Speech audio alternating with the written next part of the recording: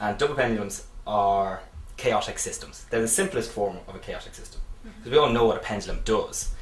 You see them on clocks, and they can regularly be tracked, going back and forth. But then we have this inner pendulum on the main pendulum. It itself can't actually be it can't be tracked rationally, or it is random how it works. It's a chaotic system. So when we set it going, you're never sure what's going to happen. Whether it'll change its direction, it'll spin more or less. And so I used that idea of this chaotic system to create, I suppose, a chaotic piece of kind.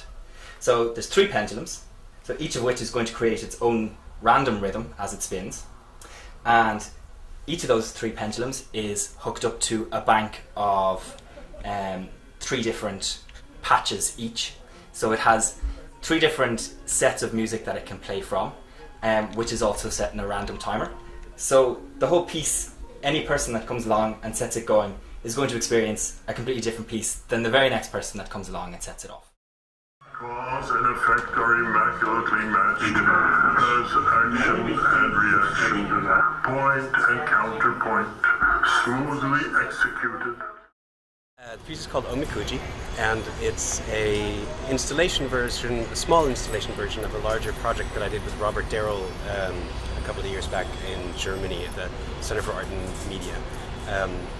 It consists of basically an oracular read.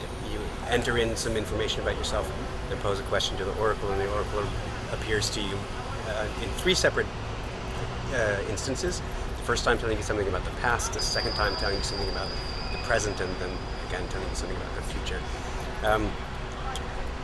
That's the basic idea behind it. Robert and I have done a lot of projects together and have worked in conjunction in trying to figure out new forms and new structures.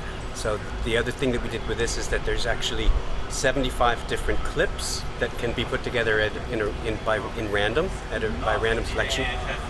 And the trick was to figure out how to make music for those clips that can be arranged in any order and still make sense. There's a lot of references to sort of postmodern authors and theories, new media theory.